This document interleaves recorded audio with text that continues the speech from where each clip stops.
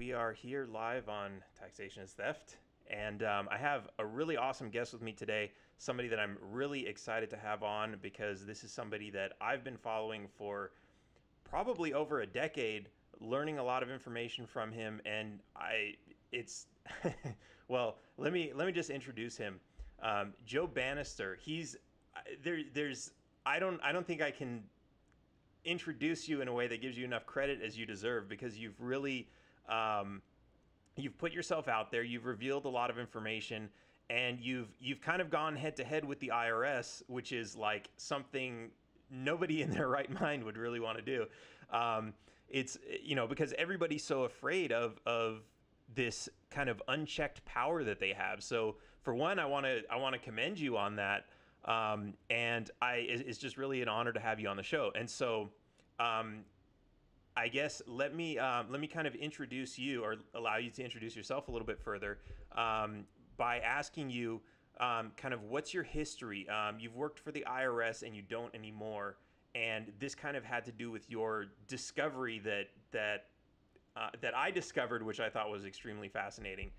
So what's the story there? Thanks, Dan. Thanks for having me on your show. I'll try to give the briefest thumbnail that I can. I worked for the IRS from 1993 through 1999 as a special agent in the IRS Criminal Investigation Division. I expected to spend a full 20-year career there. Oop, I think we're losing your signal.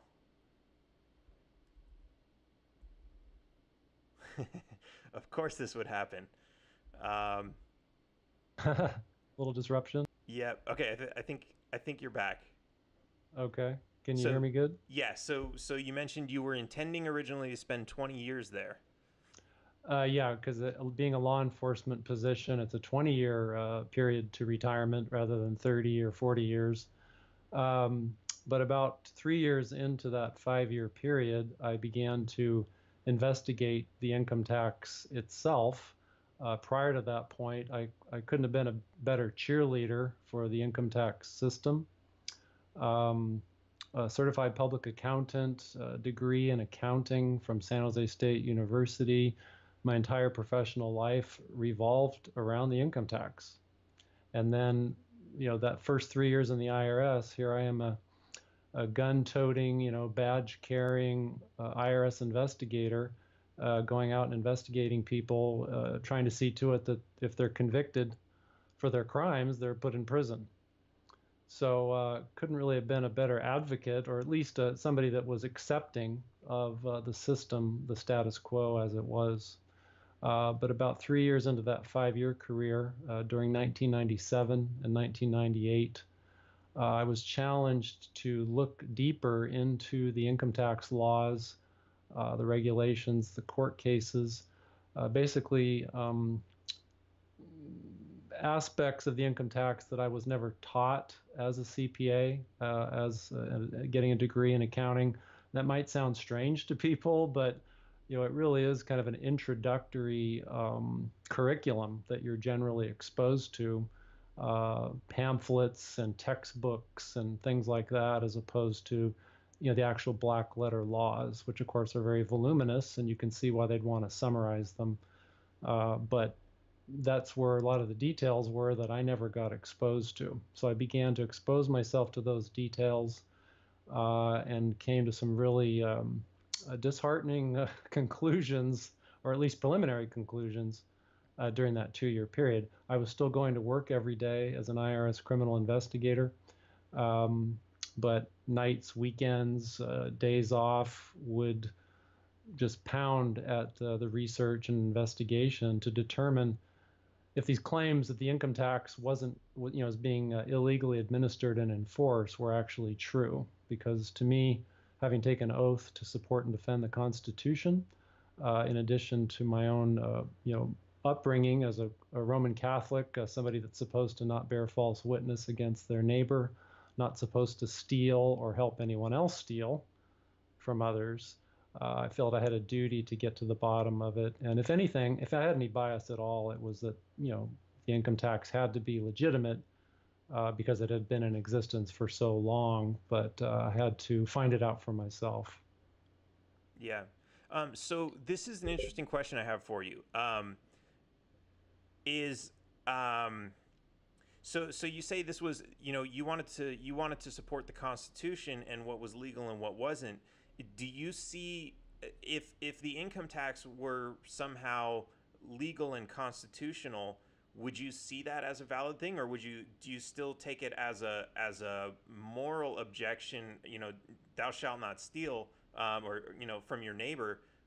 Do you see it as kind of an immoral act as well? Even if it were somehow constitutional. Well, I believe I understand to some extent the arguments that people will say about taxation being theft, and I don't want to appear as if I'm an enemy to that concept or that belief whatsoever. I guess though I more adhere to the concept that the Constitution, there is some permission, shall we say, and I know there's arguments about, well, I wasn't alive when the Constitution was ratified Right. or proposed, but setting that aside, at least for purposes of this show or my presentation, um, that there's some amount of permission that was acknowledged or agreed to in the Constitution, and severe limitations were actually placed into the Constitution, knowing how taxation can be used to throttle people, to implement tyranny, all these things that the founding fathers were aware of. And Sure. so, yeah, I believe that to the extent that permission could be granted, shall we say, that there's a certain level of permission granted in the Constitution. It's like, hey, we're going to give you these powers. We're going to severely limit those powers, and then we're going to hold you to those limited powers that we gave you. And I think anybody that will take a look at the Constitution will see that it was a pretty darn good effort for 1789 at least. And I think it was quite remarkable and magnificent. I'm not saying that that is the best we can do, but I guess that's where I'd say I come down in terms of the limitations I think are severe in the Constitution, and I think if they were paid attention to, and of course, it's always up to us, the people, right? It's up to the people Right. that are Right. The in threat paper of doesn't being protect tyrannized, itself. right? So anyway, so I think actually, if it was, if the income tax was enforced and administered according to the Constitution and according to the laws that are actually on the books, then the income tax would only be being paid by non-resident aliens and foreign corporations, because that and Americans maybe in certain limited cases when they go to work abroad or they live abroad, outside the country for any length of time. That's when people say there is no law. Well, I think there's more to the story than that. There are laws and they're on the books, but who do those laws actually apply to? And Right. the biggest lie is that when you really look at the history of the income tax laws all the way back to 1913, it's clear that those income tax laws never embraced the average American living and working in America, in the United States. And so that's where all the tyranny, the lying, the deceit, the theft actually comes into play for everyone. Because setting aside an argument about when theft begins, it's certainly, I think everybody agrees, it begins if the government is administering and enforcing a tax beyond what the laws passed by Congress and signed by the president allow. And that, Sure. that's Yeah, certainly and where. I've always kind of said, as well, I actually talked to you about this earlier. Like, a lot of people don't really join this liberty movement until they've kind of found themselves on the wrong end of the government. And for me, it's I never took up such a big issue with the income tax until till I got like a tax bill that said I owe tens of thousands of dollars, and then it's like, wait. But if they had maybe, stayed within the Constitution, if they had maybe, I mean, if they would have taxed me at like a 0.5% or 1%, and I got a bill for that, I might have just said, okay, sure, I'll pay this. And I think a lot of people still, they still do that today. They don't realize how much they're paying. So I think that is a valid point, that the government is so out of control as far as what it's taxing now constitutionally. if we can't even get it back to the Constitution, we're going to have a pretty hard time getting it reined in any further than that. So it's in any event, that is an excellent case, and I think it shows that the government is abusing its power in the way that they collect. So even if you say, okay, we do need taxes for certain things, we can at least point out that they're enforcing it illegally, or using coercive threats in order to get people to pay. I don't know if those are in line with your opinions or not, but No, as far as I see it. you're making excellent points, and I can also see why people who see such a broken system will say, "Are you kidding me? Like, you actually put any faith in the Constitution and in these laws?" I get it. I can see why faith is lost by people. I guess I'm seeing how many years, how many hundreds of years it went and was relatively ironclad. And again, I'm not saying it's perfect, but it's certainly a lot better than I think I could have done, back in 1789. Yeah. And so I'm all for listening to people's ideas about how to make things better. 1789 was a lot better than 1189 and 989, right? I mean, human beings, we like to progress and do better. So I keep my mind open for that. But I do think that a lot of the problem is just plain old deceit and lying by the powers that be that aren't the people, who are really pulling the strings of the Congress and the presidents and the Supreme Courts. And so we, the people, need to be a lot more vigilant no matter what system we have. If you think about a homeowners association, okay, Right. that's pretty much voluntary, right? You can volunteer into owning a condo, and you can run for the board. But when you buy the condo, did you vote for the president of the HOA? You know, you didn't. You weren't there Right. for that. But no matter what, there's going to be these deficiencies, shall we say, in getting along and making things run smoothly. So anyway, Absolutely. I'm open for the debate. I enjoy it. All right. So I'm going to ask you a question that I get asked a lot, and I'd love to say no, but unfortunately the answer isn't no yet. Do you pay income tax? And this is an especially interesting question because, of course, you're clearly not in jail, and the assumption is that if you don't pay, you're going to go to jail. Well, that's a loaded question, but I'll be completely frank about myself. The last time that I filed a 1040 federal income tax return was 1998. And I don't say that to boast or to as any challenge to the IRS or the Department of Justice or anyone. And I certainly don't mean it to be like, hey, Joe hasn't filed in all these years, I'm not going to either. And that's why it's not really a yes or no answer. So I'm a bit verbose here. But I want to give the whole truth, shall we say? All right. And so no, I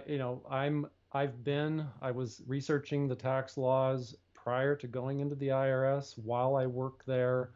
When I resigned, if we get a chance to talk about that later, and of course for the last 19 years since then. So we were kind of talking about that really amazing video that you put together Thank you. about where it said he refuses to pay his taxes, and how that's not accurate because I want to obey the law. I believe I have a moral duty to obey the law, but I also know what the law says. I've read it. I'm expected. I take all the responsibility. Ask the IRS. We're supposed to assess ourselves and fill out these forms and figure these things out for ourselves. And I've not only done that, but I've consulted with scores of attorneys and CPAs to check my work. And of course, the IRS, for a number of years after I didn't file a tax return, I kept paying money into the IRS. And people might think I'm crazy for doing that, but I wanted to show without any question that it wasn't about the money. And this kind of gets into more the warning part of my answer. And that is that, as people will know who have really followed my story closely, it's no cakewalk, doing the right thing or following the law as you see it, if the IRS sees it a little differently, because they are the proverbial 800-pound gorilla. who will sit on you until you can't breathe anymore and you cry uncle. So, that's why I say I don't say it to brag or to say, hey, come join me. I just know that for myself, having had a job where my job was to investigate somebody, find that they had broken a law, get them convicted, at least bring the evidence to the prosecutor to get them convicted and put them into prison. And so, I believe that I need to be consistent with my research, my investigation, my beliefs. And about all I can do is encourage other people to educate themselves as Americans. And together, we can beat back the tyranny of taxation. Some people would like it beat back completely. And of course, that'd be nice. And we can all hope and work for that. But in the meantime, we can certainly beat back this horrible encroachment where basically the IRS has no rules to follow. So it's kind of a long-winded answer, but I hope that gives it the whole truth. Yeah, and I think it's so kind of.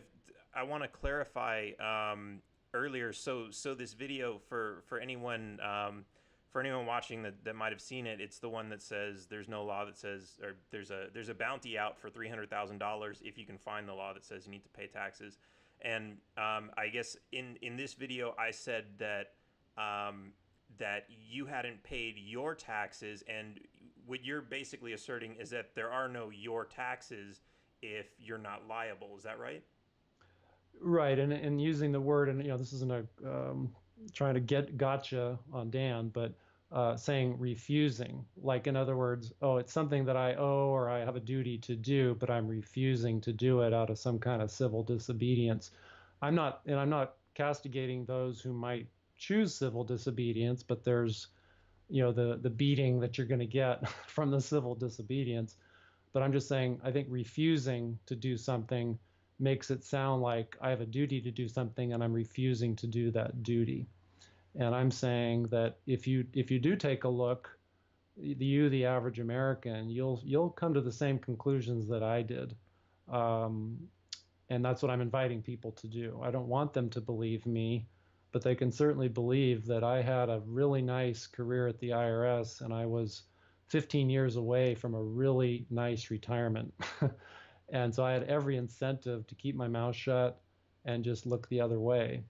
And I decided it was important enough to abide by my oath, abide by my morals and ethics as a CPA, um, and not be quiet about it. And so that's what I advocate: is people to educate themselves. And if they decide after educating themselves that they're going to stop cooperating with the IRS, or they're going to not cooperate in quite the way they used to, those are all things that each person's own evaluation has to be. But there's no cookie cutter approaches that I'm aware of.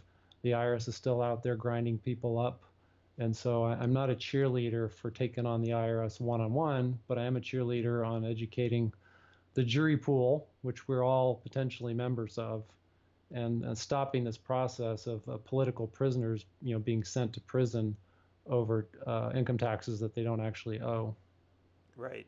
And so now, and kind of to that point, I mean, you've said a few things. One is that you might see the law one way and the IRS sees it another way. So even if you kind of, do your research and determine that you're not liable for a tax, the IRS still, they're the 900-pound gorilla that still might come after you.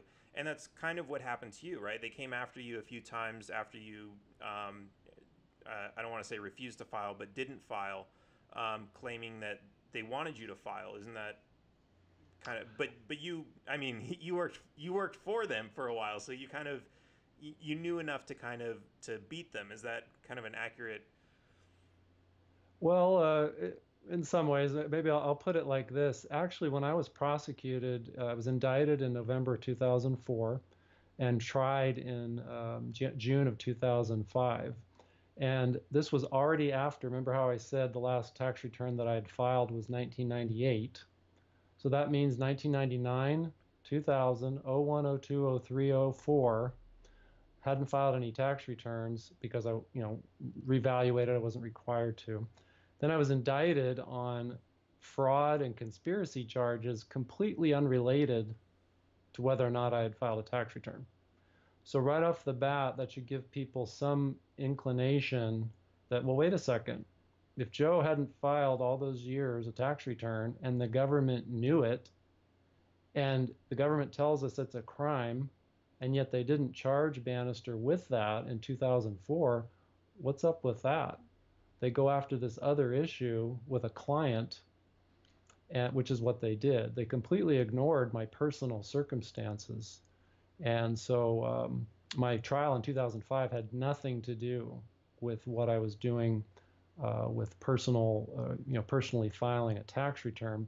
It did come up a bit about, remember how I said a little earlier that I had paid money in without filing a tax return, because again, it wasn't about the money, but it was certainly about me signing a government form, a government tax return, swearing that I owed money, that all my research, very heartfelt and sincere research showed I didn't have to sign. So, I wasn't about to do that, but yet I still paid in money for many, many years. And so that did come up in my trial, that like, wow, well, I guess it couldn't have been about lining your pockets, Banister, if you paid it a bunch of money into the IRS every year for many years. So anyway, that was what the trial was about, and it was a criminal trial. And again, I think that's somewhat addressed in your video. It was one criminal trial. There were 4 counts against me, 4 felony counts, one for conspiracy, conspiring with this client, and then 3 charges of preparing a false income tax return. So there were 4 felony counts altogether. And in June of 2005 in Sacramento, California, I was acquitted of all those charges, deservedly so.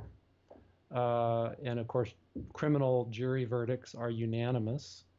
And I learned after the trial that not a single juror ever wanted to convict and had to be swayed to acquit.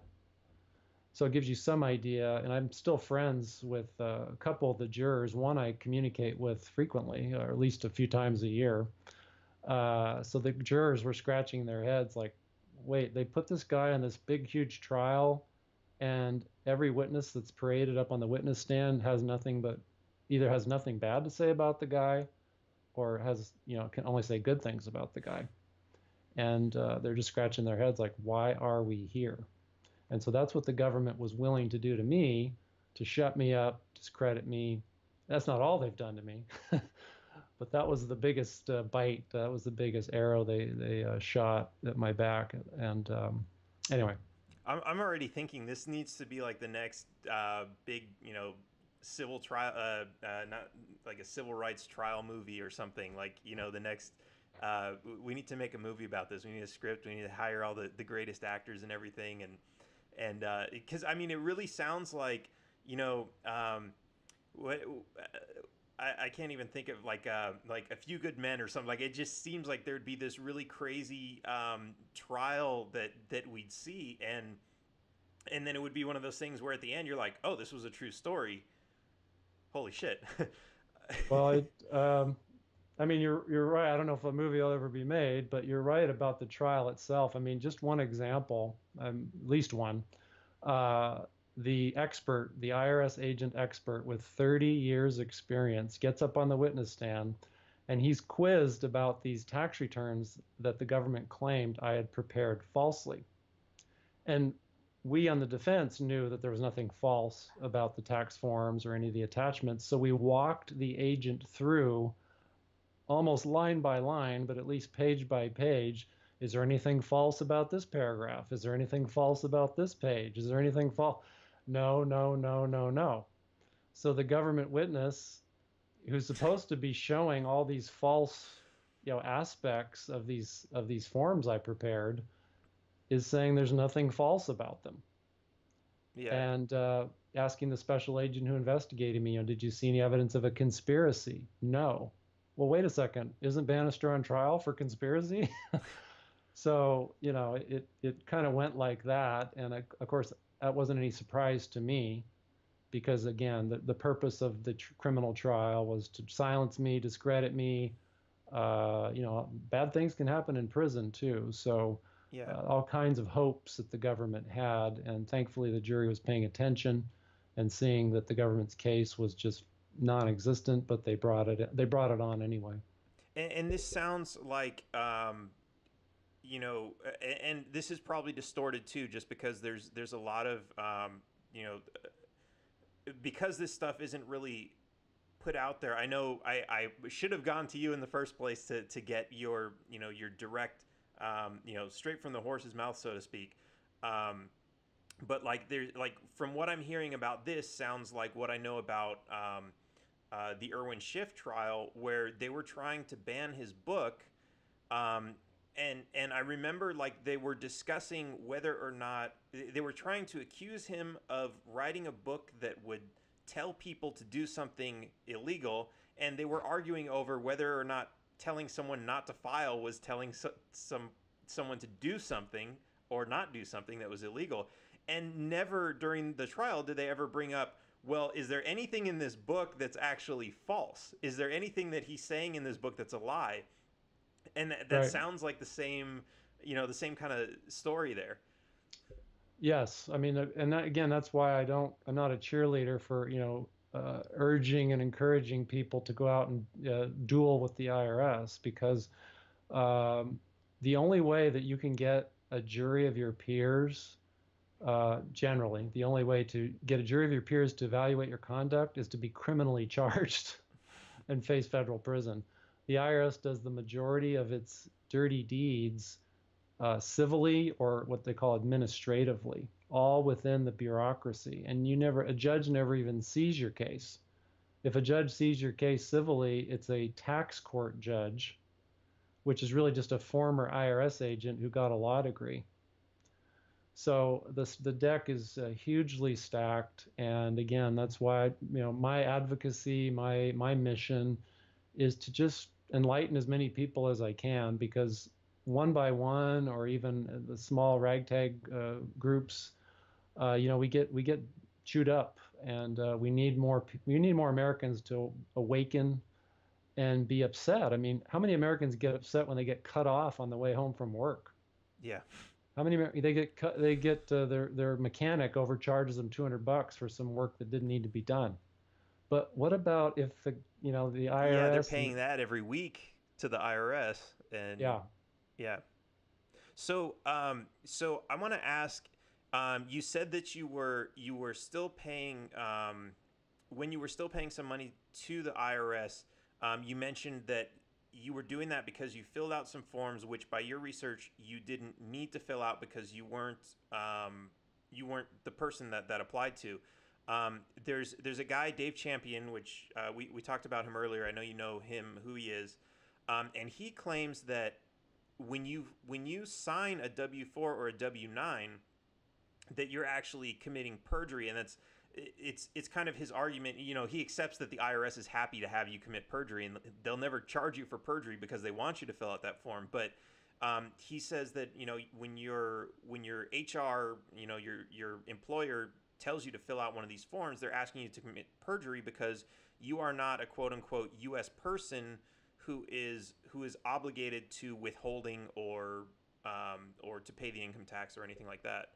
Is that really true? Well, first, maybe I'll just clarify that in terms of the years that I paid money in, there were no forms that I was aware of, that I submitted. I did submit lots of letters and questions, inquiries directly to the IRS, a whole bunch. In addition to traveling to Washington, D.C. with other groups of people and going to the House leadership, to the Senate leadership, to the judicial leadership, to the president. This was back when Bill Clinton was in office. But literally going to the White House and meeting with his chief economic advisor. I think some of this is on my website, agentfortruth.com, some of these videos.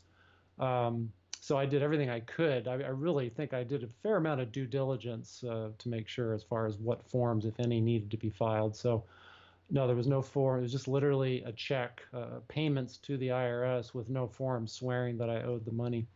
But Okay. then dovetailing to what you said about Dave Champion W4s, my best understanding and awareness is that he's correct in the sense that the withholding, the sub, how do I say this?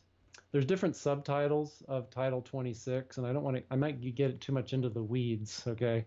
But let's just say that the basic paycheck withholding that is in existence, which would encompass or routinely encompasses that W-4 form. So without getting into the statutes and all that kind of stuff, but just to point out to people, that W-4 form, as I best understand it, is indicative of something that, a non-resident alien, or like I said before, some of these foreigners who might come to work in the U.S.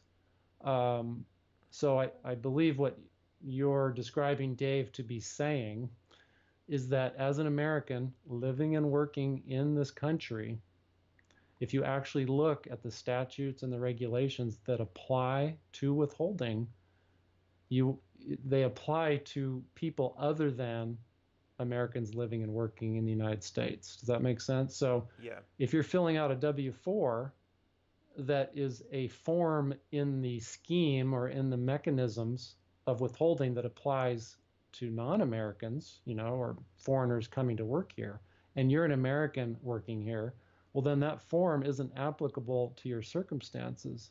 However, go to any job across the country. You can be in El Paso, Texas, or Billings, Montana, or New York, New York, and they're going to give you a W-4 to fill out with your, initial paperwork. So, I think Dave makes a good point, and one that everybody can recognize what a W-4 is. And then the W-2 follows at the end of the year, telling the IRS how much you made, how much was withheld, etc. But I'm being a little bit long-winded. But the W-4, if you actually, most 99.9% of America, that's all they see is a W-4 with several lines on it. But there's oodles of statutes and regulations behind that form that form the reason for that form even being in existence. Right. And I think that's what Dave's trying to point out, that you're signing a form that actually doesn't apply to your circumstances, but try telling that to the people who want to hire you, and they'll look at you like you have two heads. Yeah, and I've tried. So it really is interesting.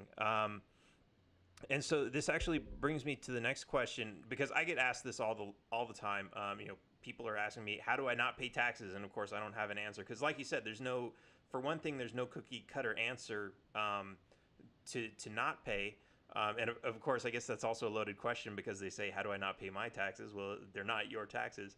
But I've been talking to somebody who kind of advocates what he does, which is he basically says, okay, there's no way out of filing the W-4, so he files it, or a W-9 if your employer will accept it. But what happens is at the end of the year, or within a couple of years, the IRS likes to do a substitute file. And so what he says that at the end of the year, when the employer sends the W-2, what he does is he actually disputes the W-2 with the IRS, and he's had some success in where the IRS receives the W-2, and so of course they build this file of all the money that, everything that they know about you, so that eventually they can do a substitute file and say this is what you owe. And his claim is that when you dispute that and say, yes, they gave me money, but it wasn't quote unquote wages, that the IRS will then update their records, zero out that amount, and then they don't have any amount to come after you for a substitute file. Have you heard of this practice? Do you know if it's true? Does it work? I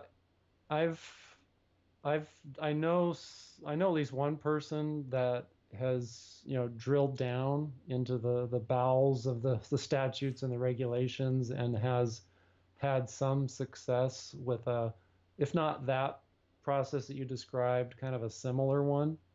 But I'd say it's very tenuous, and there's no guarantees whatsoever.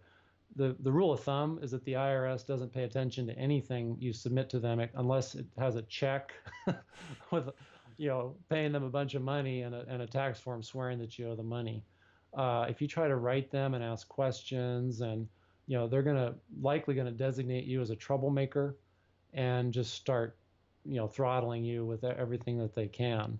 The better choice, in my opinion, and the opinion of the people that I hang with, is to write to your congressman, because at least your congressman won't necessarily dime you off to the IRS or start harassing you like the IRS will. But I guess I'll say that, in principle, for those who are able to take a chance like that, I do know some circumstances where people have successfully kind of made the IRS immobilize them, shall we say, by pointing out very meticulously and at the proper junctures what the law actually says.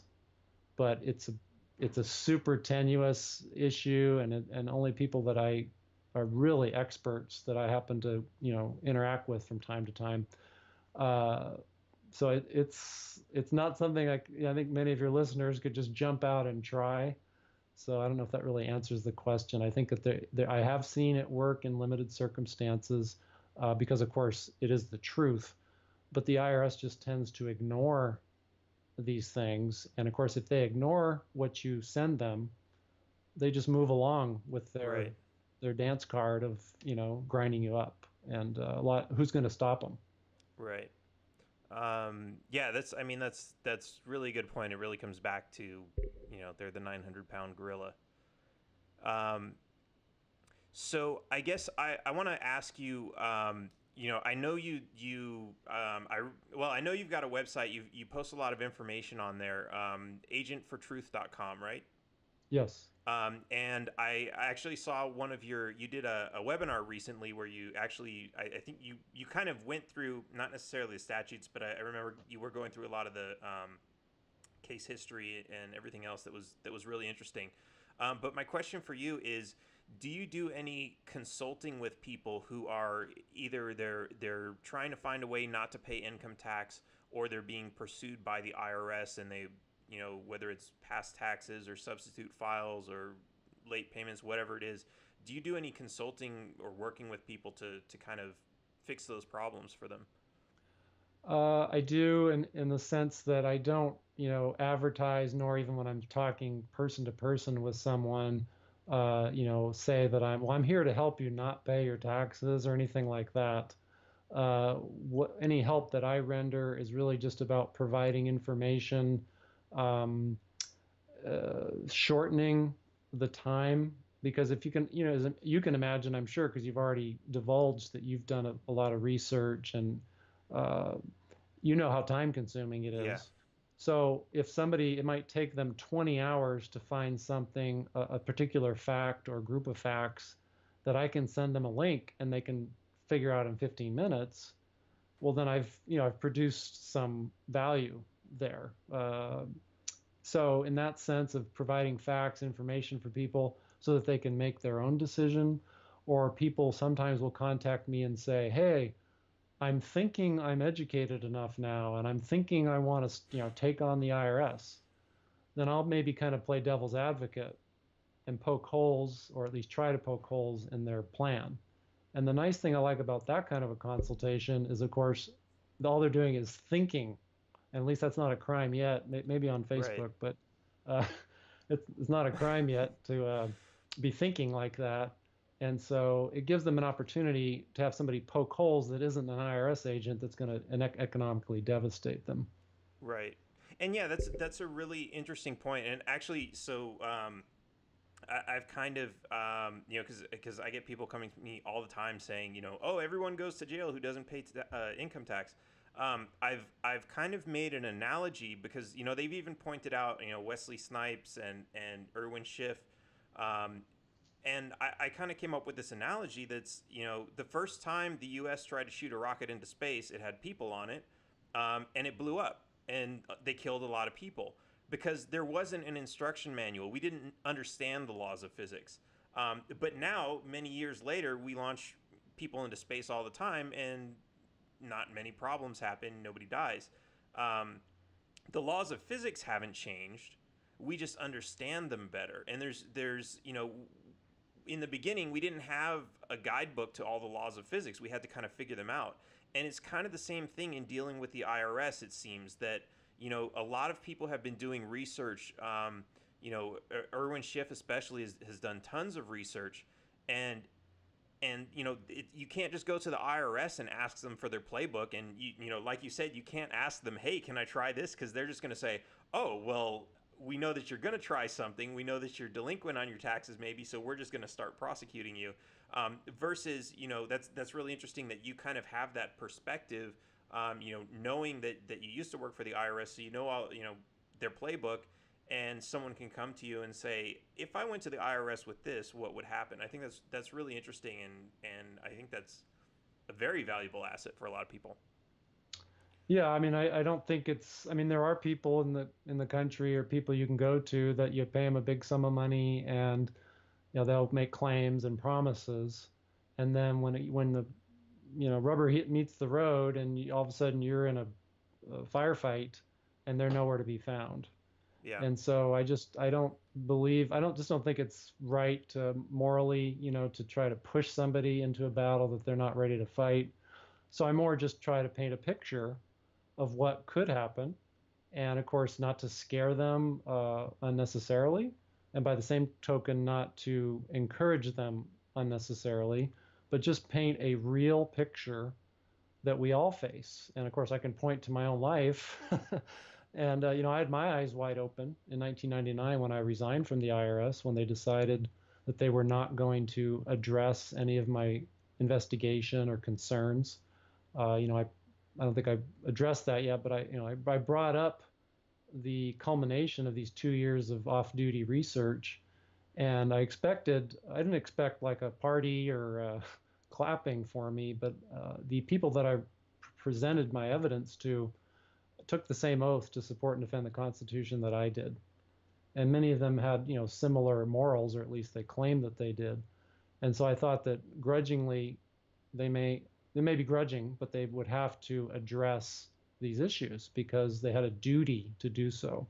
And they refused to, and just told me, there's the door, and we're not going to answer any of your questions. And then instead of dealing with me face to face and in a professional, polite manner, and the fact that the government is supposed to be the servant, and I don't mean that in a demeaning way, but again, like I said at the beginning of the show, we've given them certain limited powers, and we have what's called a redress of grievances, and it's there for a reason, because government tends to overstep the powers that they were given. And so I attempt to redress those grievances, and all they do is hit me with enforcement and try to put me in prison. So I can speak from personal experience, and knowing that it's nobody egged me on to do what I did. I did it of my own volition and felt that it was my duty to do so. And I want to make sure I give that same courtesy to my fellow Americans, that I'm not egging them on. If anything, I'm like a father or a mother talking to their son or daughter who's sincerely asking them questions about, well, if I go to this college or I go to this college, what will I expect? Or if I date this guy versus this guy, what will I expect? And just trying to give people the best real picture of the future, depending on which steps they take. So this is kind of interesting. We're kind of talking about when you found out and you confronted your I guess your supervisors, or superiors, whatever you call them. When they showed resistance to the claims that you were making, do you think that was I mean, do you think they're part of this grand conspiracy that they know, and they don't care, they want to continue robbing people? Or do you think it was more like just kind of a human nature where they were trying to, they either didn't believe you because some sort of cognitive dissonance, or they were protecting their jobs, or just some sort of irrational human behavior that was like, whoa, whoa, whoa, whoa, whoa, if you shut down this whole operation, we're all going to be out of jobs.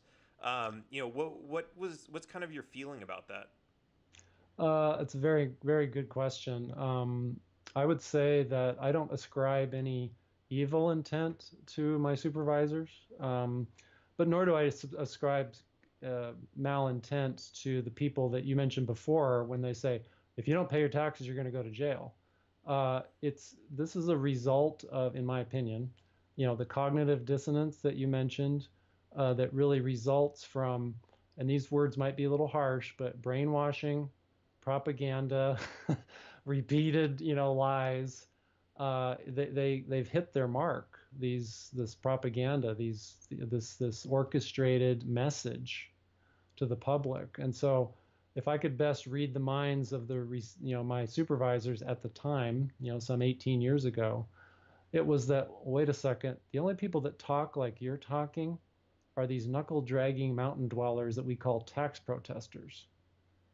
And so, because you're talking like one of them, we are tuning out what you say, and Mm, we're not going to look at what you have, and we don't care how many accomplishments you've had here at the IRS over the last 5 years. We don't care how many awards you've won or how many agents would rather have you assisting them with their cases than any other agent, et cetera, et cetera.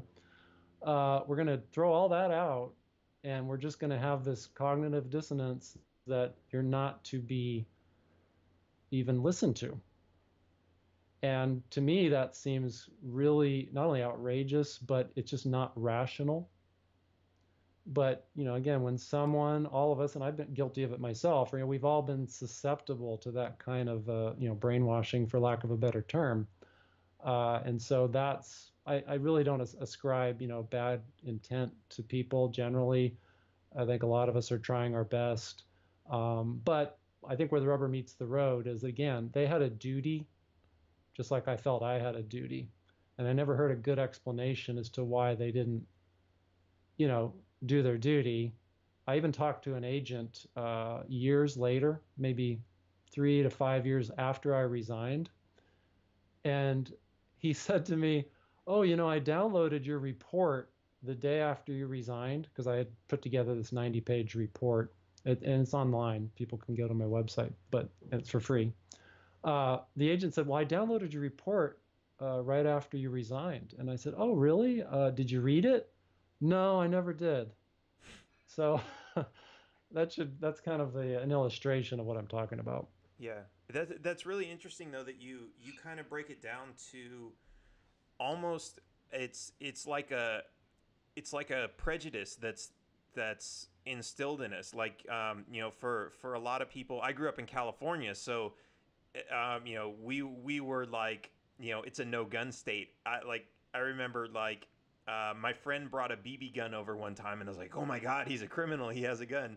And then of course I moved to Texas, and everybody had guns, and like at first I was just kind of like, well, this is weird. Because it was, we had dare officers come to our school and teach us if people act like this, if they own guns, if they, these are the type of people that you should be afraid of. And it sounds kind of like that's what you're describing, where if you say certain words or certain ideas, then you must belong to this class of people, which we already have this prejudice, and we already know who you are and what you are and how we're going to treat you. So that's a really interesting point. Well, and you're illustrating it and pointing it out very effectively, and that's what we all can be susceptible to it in one way or another. But and so I don't consider myself, some guru who's not susceptible to, those kinds of influences. But what I'm Sure. saying is that a lot of times, and I believe there are conspiracies going on. There always have been. So I'm not dismissing conspiracies, but by the same token, a lot of times it's just kind of a herd mentality. And the people that study this and have the money and the resources to guide the herd know exactly how to do it. Right. And that's a good point too that I usually bring up when, around conspiracies is, the IRS employs what, tens of thousands of people. They can't all be in on a conspiracy, because it's kind of like, the more people you have who know a secret, the quicker it's, somebody's going to have loose lips and let the secret out. Usually a conspiracy is you're going to have a handful of people.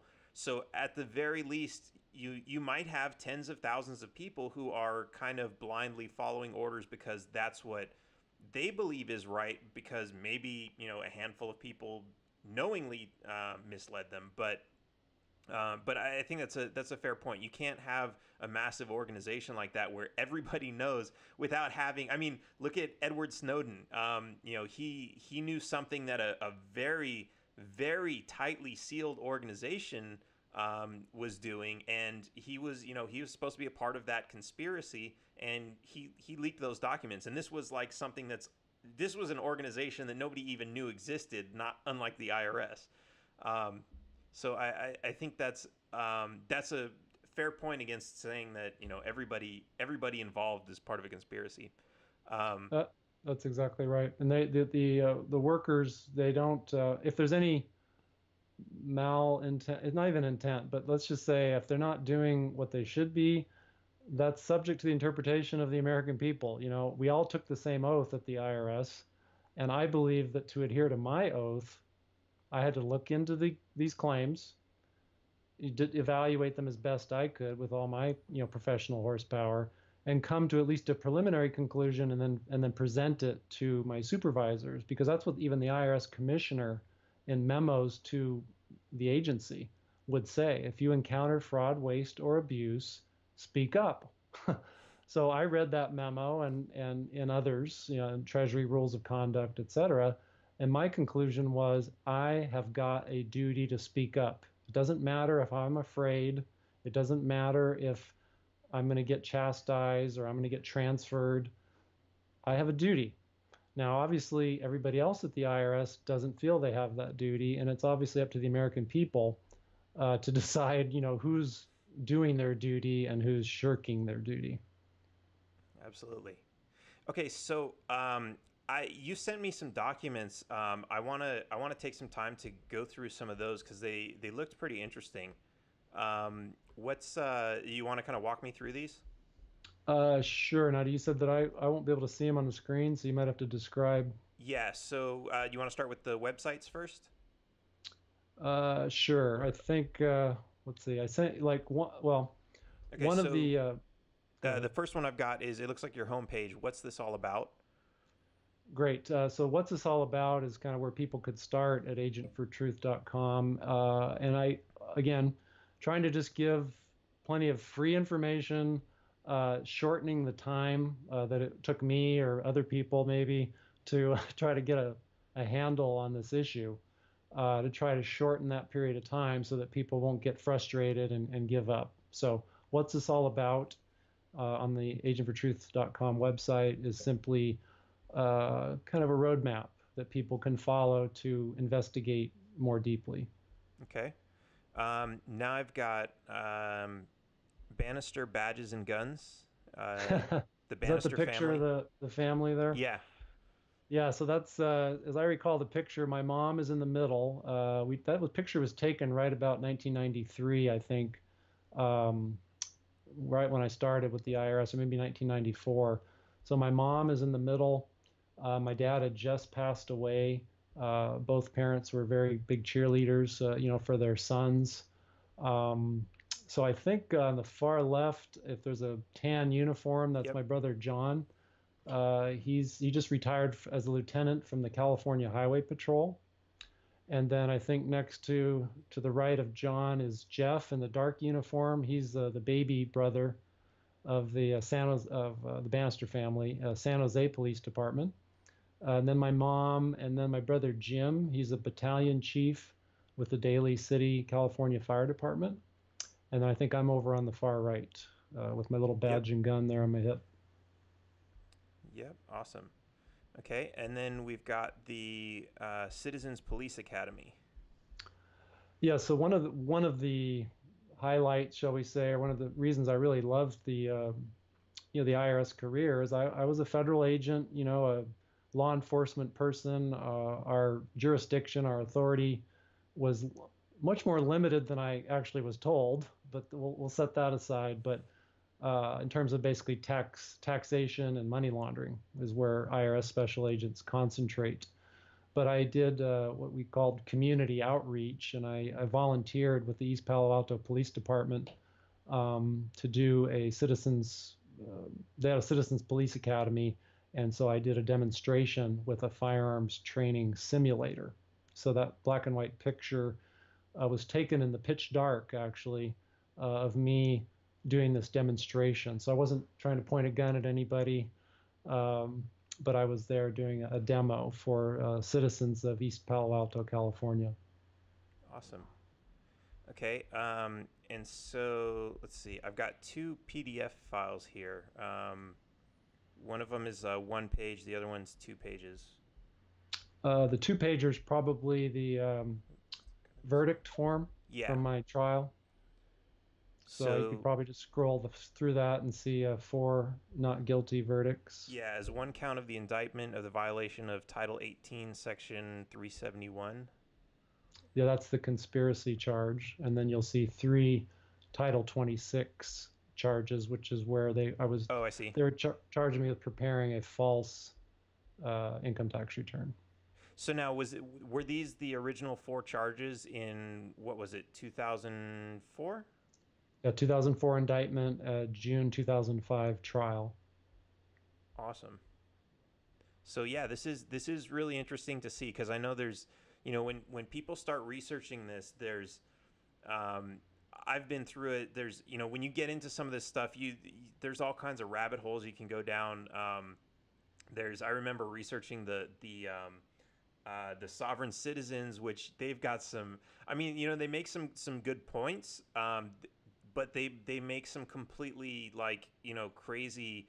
They kind of they'll even sometimes take Supreme Court rulings and totally distort what their actual meanings are. They come up with some, they kind of take a little bit of the truth and then they take it to an extreme. But I always find it really interesting to see, there might be a dozen articles about this case out there. Half of them are outright lies, that are, trying to promote the propaganda that the IRS always wins. Half of them might just be completely confusing these cases for other cases. So it's always really good to actually see, this document actually came from the court. Does this have a stamp? It has a signature on it of I guess the head juror. The jury foreman, yeah. So yeah, this is, I mean, this is a historical document as far as I'm concerned. It's pretty impressive. Well, you make a good point. Everybody, whether you're investigating medical issues or government issues or tax issues, by all means, if people like myself or like Dan, if we're pointing out things to you, we may be able to help you shorten the length of time to get a fact by a great extent, and you can thank us for it. But check it out. Check out the original source. Don't just go with what we tell you. And that way you'll always be certain. So you make a good point there, Dan. All right. So, and then we've got one last PDF that is, I guess this is an email. D. Leonardo Thomas. Yeah,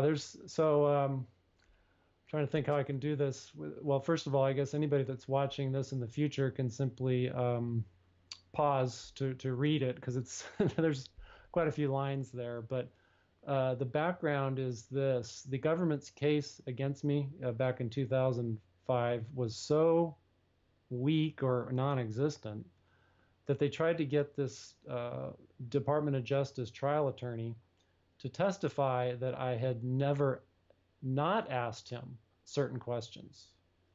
That somehow the fact that I did not talk to him about certain things was evidence of my intent to violate the law. So if that begins to give anybody any inkling, if they want somebody to testify about what I didn't say or didn't ask, as opposed to what I did, they were already grasping at straws. But if you'll notice, kind of in the middle of the body, do you see where it talks about what the DOJ or what this trial attorney claimed was my status in the tax community, the tax honesty Banister community? has consistently used the fact that the government has not responded to his requests as evidence that his position is correct and that the government is hiding the truth. Clearly, if all it takes is to have a sit down discussion with him, I believe we should do it. However, I would recommend that only Banister be given an audience. His associates are mostly notorious illegal tax protesters who would most assuredly be disruptive and uncooperative. Yeah, so I encourage people to read the whole email, but the gist of it is that this trial attorney who worked in the Department of Justice sent this email to not only his colleagues, or at least he CC'd his colleagues, but he sent that to Ron Semino, who was the chief prosecutor for the entire Western United States. And I might also point out a name that people might know in current events, Rod Rosenstein. He was actually the head of the Department of Justice Tax Division beginning in 2001. So Ron Semino, who's the addressee on that email, Dowley at some point worked for Rod Rosenstein, who's now in some hot water relating to the whole Trump-Mueller Russia collusion situation. But the bottom line with that email is that Ron Semino, this big wig in the DOJ, never even answered that email. And this was Tom DiLeonardo's sworn testimony in my trial, that Ron Semino didn't say no, he didn't say I don't know, he didn't say yes, he just didn't respond to his underling's request for comment whatsoever. Interesting. So I want to, we're pretty much at time for today, but I did want to, you mentioned that the 90-page report that you presented when you resigned is available on your website. Yes, at agentfortruth.com, people will find a bunch of different menu items, and there's links to the report. There's 3 parts to the report, and the second part of the report is, probably by now it's not really copyrighted anymore, but as a courtesy, the second part of it is not free online, but that's not, it's more just me as a courtesy to someone else, to Bill Benson, who did the research relating to the 16th Amendment. Okay. But 2/3 of the report is available online for free, and people can get at least the gist. Also, my resignation letters are also, I think, important to read, so you can see what my motivations were 18 years ago, and you can evaluate my last. You can evaluate my whole life, but certainly the last 18 years, I try to keep put pretty easy to get to there at the website. Okay, so I'm showing the website right now. So anybody who's interested, it looks like there's a lot of information in here, and I wouldn't expect any less. So it's agentfortruth.com. Yes. And yeah, so go check it out. And is there anything else? I don't know if you have anything that you want to plug, any other websites or projects that you're working on. Just that we do a radio show periodically with a tax attorney in the movement and a group of researchers. And so I believe there's a radio show menu item there at agentfortruth.com that links to archives of the shows, and we've dealt with withholding, with the constitutional definition of income, with the fact that the IRS values your labor at 0 in order to perform some of the deceit that they do. Right. So I think for those that are willing to look at a little detail and, kind of look behind the curtain, there's some good, videos to kind of get your feet wet in terms of some of the lies that the IRS tells to the public. Awesome. So definitely, if you're, if you're one of those people that's been sending me the questions of whether or not you have to pay your taxes, definitely go check out agentfortruth.com. Check out the radio show.